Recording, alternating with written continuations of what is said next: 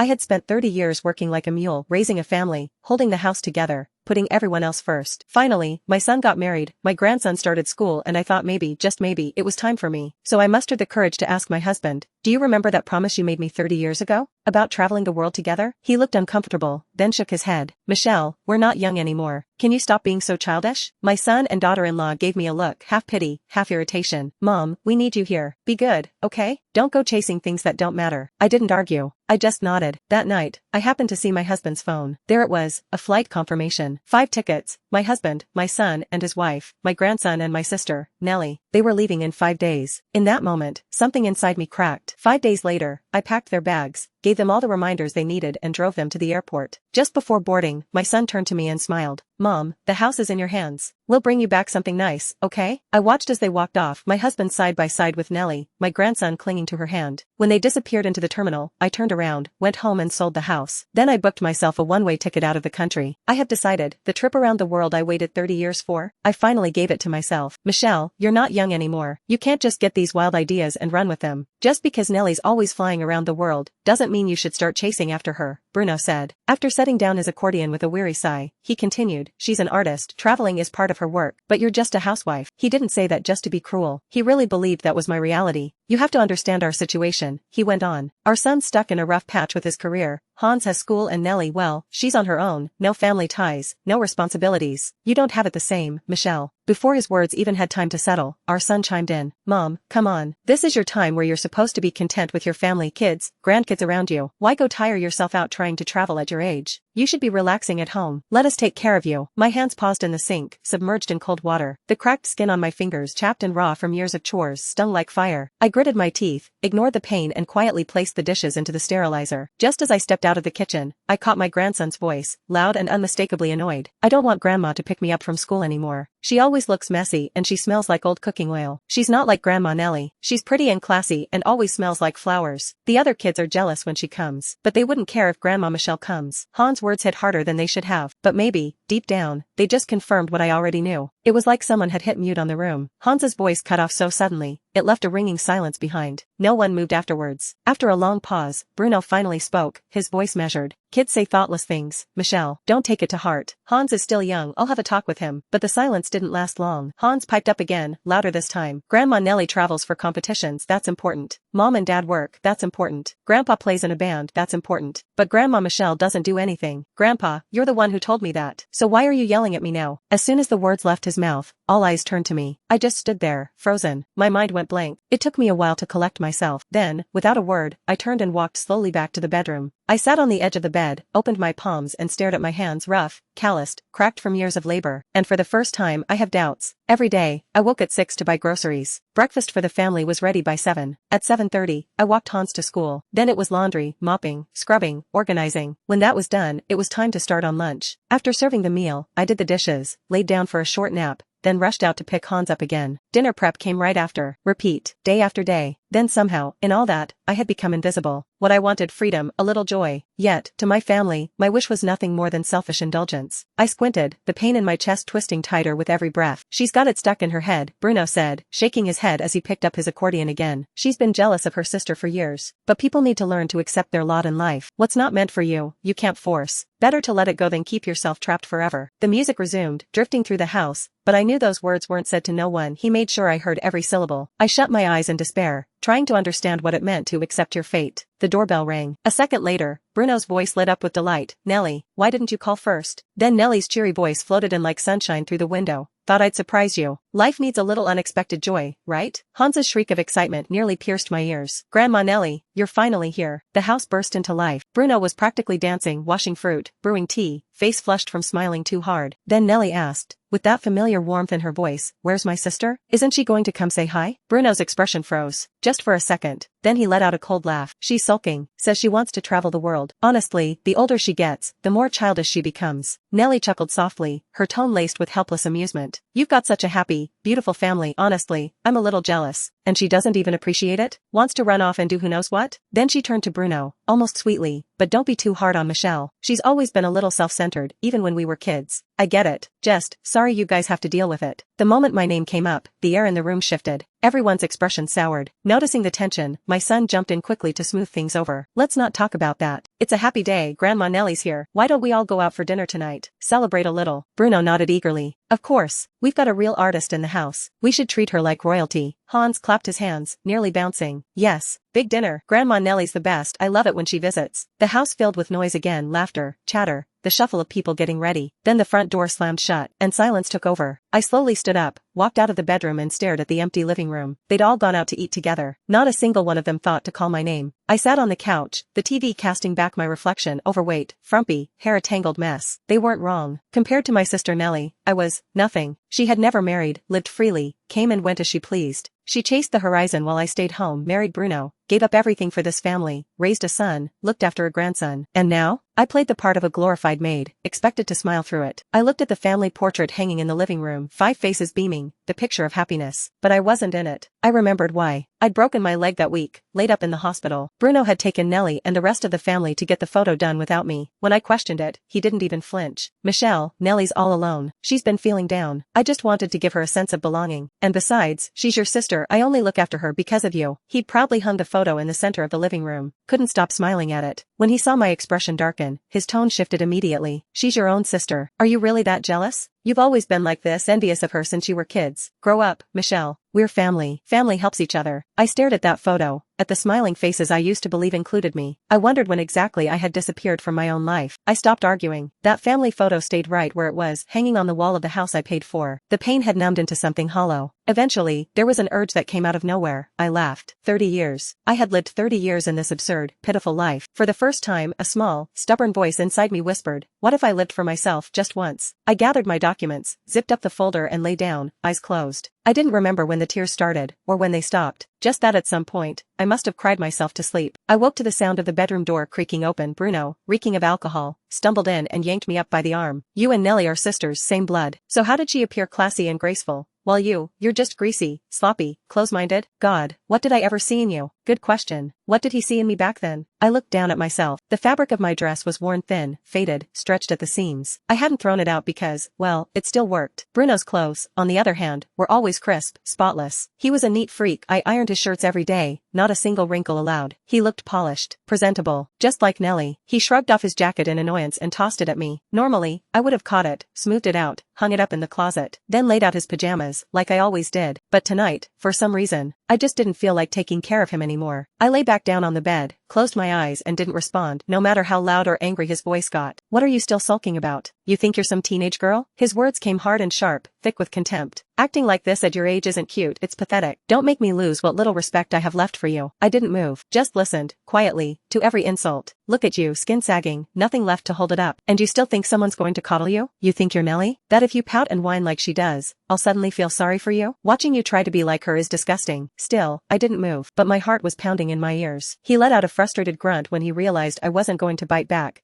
then stormed off into the bathroom. I kept my eyes closed. In the silence, my mind came alive, clearer than it had been in years. I remembered something I hadn't thought about in a long time. 30 years ago, when Nellie had confessed her feelings to Bruno and he turned her down, he'd come to me instead. He'd taken my hands and said, Michelle, I can't be without you. I'm a drifter, a man with no roots. But with you, I finally feel like I found home. Back then, Bruno and Nellie were the golden couple of the arts troupe. Everyone just assumed they'd end up together. In the end, he'd chosen me. He chose me. I had my doubts, of course. Bruno loved art just as much as Nellie did. They shared a passion, a language I never really spoke. It always felt like they were the ones who should have been together. When I asked him about it, he looked at me with those bright, sincere eyes and said, dreams are fleeting, Michelle. What's real is the life we live now. You build a future with someone solid, someone who grounds you. I believed him. That belief lasted 30 years. 30 years tied to the word solid, reliable, stable. Only now, did I finally see the truth. From the very beginning, I had been the one sacrificed. Because I was capable. Because I was willing. Because I got things done without complaining. I was the one who had to carry it all. Meanwhile, what did Nellie do? Flighty, whimsical, carefree Nellie. She got to float through life, chasing art and applause, guilt-free. Bruno married me, yes. With me handling the home, the meals, the mess, he was free to chase his dreams with her. Maybe that had been his plan all along. The thought twisted inside me like a storm. Tears pooling somewhere deeper than my eyes, somewhere in my chest, in a place I couldn't reach. How much could a person gain in 30 years? I clenched my jaw, forcing the storm down, holding myself together. Then, just as I found a moment of stillness, Bruno's phone rang without end.